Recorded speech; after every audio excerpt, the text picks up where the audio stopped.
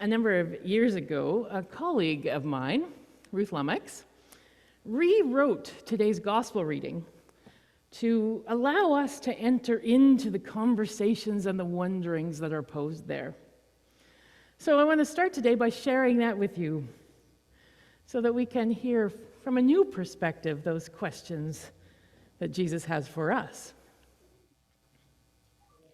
You're standing at the top of a grand hill, the last ridge to be climbed.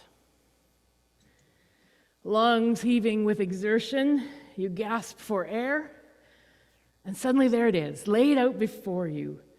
Green hills as far as the eye can see.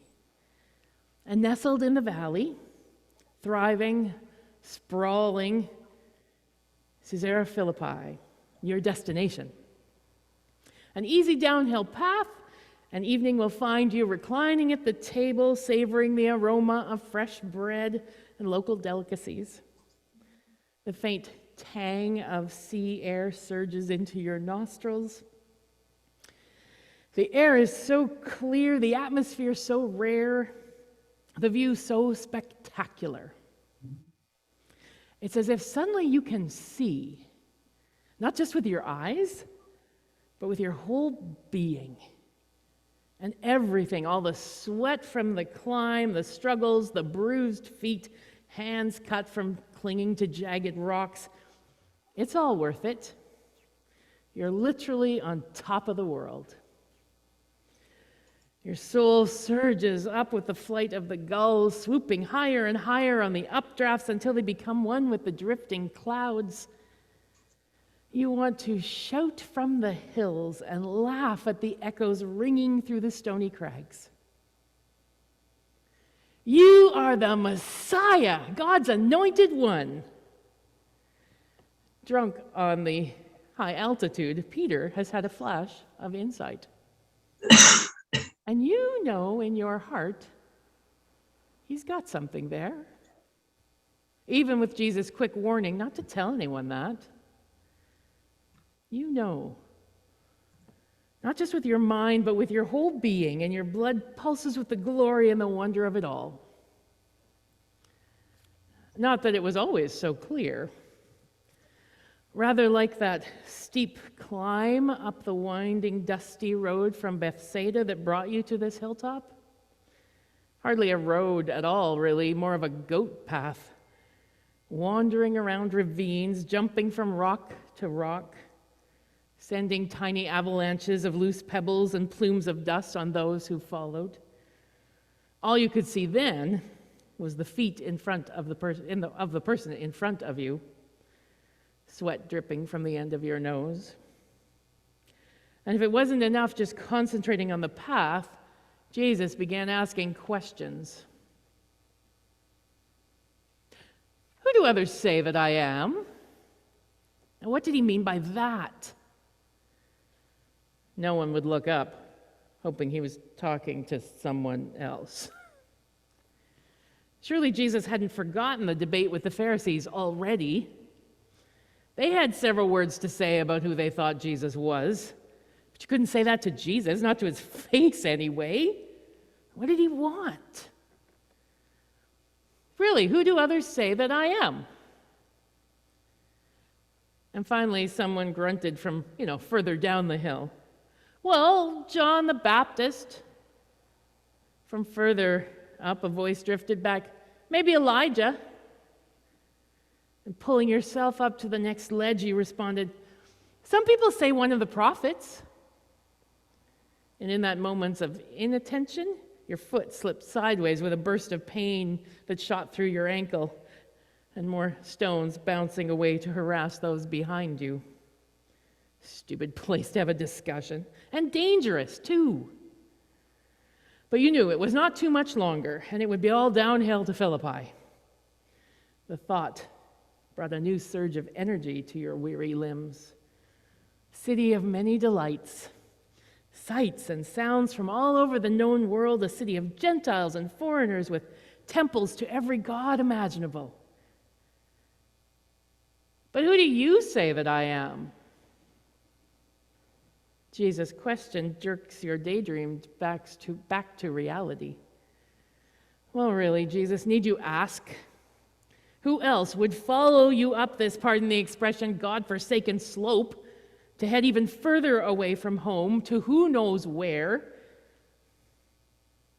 And just then, Peter, who was always striding on ahead, reached the crest of the hill, and overwhelmed with the breathtaking beauty that met his eyes, turns and called back, "You are the Messiah." And even as the words sank into your bone-weary mind, you also reached the top.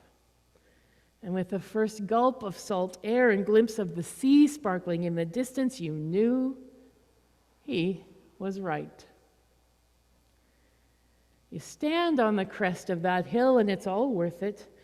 The stones seem to stand and sing before your eyes. Yes, Jesus, you are the Messiah, God's anointed one, the one the world has been waiting for. You feel like you could fly all the rest of the way to Philippi. Even Jesus' warning, so stern and secretive, doesn't dampen your spirits as you begin to slip and slide your way down the slope to the day's destination. Gone are the weary muscles and aching feet. None of that matters because you have arrived. And then, just as if a cloud were passing between you and the sun, Jesus begins to speak about what it means to be Messiah, so to speak.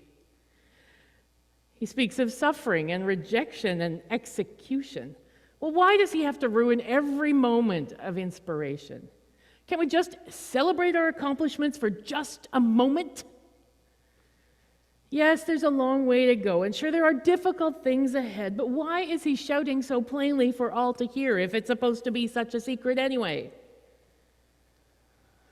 Clearly, Peter agrees with you. He pulls Jesus aside, and you hear him whisper, "Enough of this. Things are going great." Jesus doesn't let him finish. He seems furious. He looks at all of you, seems to look right through you.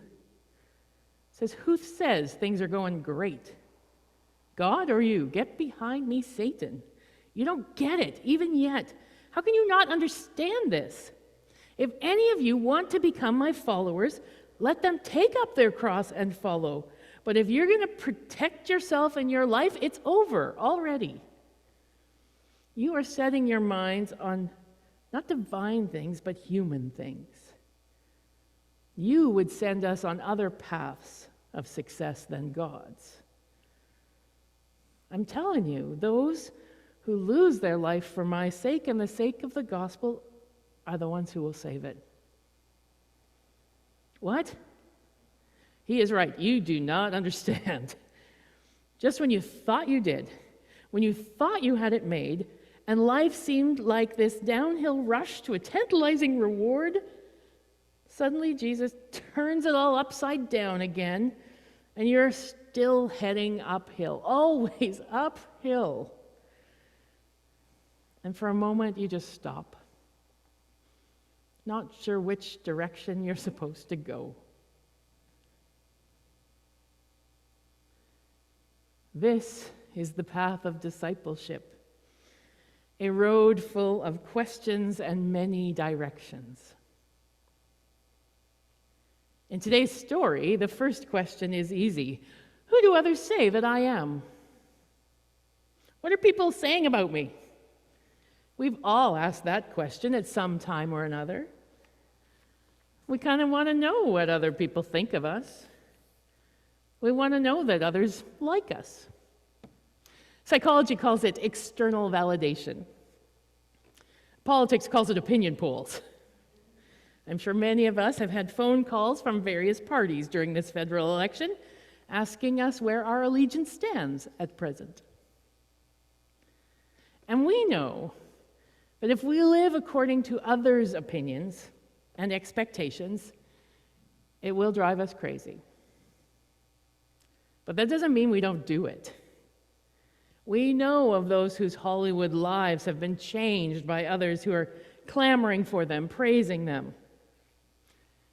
We know when we get things too easily, we may be tempted to have an inflated, unrealistic sense of ourselves. Or conversely, we might spend our lives trying to please others, looking for praise in order to inflate our poor self-esteem. And whether we're a politician or an actor or anyone else, if we spend too much time caring about the opinions of those others, trying to save our lives in their eyes, we'll lose the lives that we have. Those who want to save their lives will lose it. But Jesus is not content to stop there. He pushes on to the difficult question, which is, what do you think? About me? Sure. About your beliefs? Absolutely. But even more importantly, Jesus' question asks, who are you? Who are you in this very polarized world that wants to tell you what and how to believe and encourages you to only believe in and trust the information that supports those opinions? The gospel invites us to wrestle with who Jesus is for us. Not for others, not for you, for us. And in that response, in the response to that question, lies the much deeper answer to the question of who and what we, who call ourselves Christian, will be. Jesus' call to discipleship on the rock slopes outside Philippi, or in the grocery store, or on the highway, or in our businesses, or classrooms, or voting booths, or in the day-to-day relationships that we call family, is not an easy path to follow. It is a call to love in the midst of anger, to hope in the midst of despair, to choose life when oblivion or following the popular opinion seems way simpler. What is your cross to take up?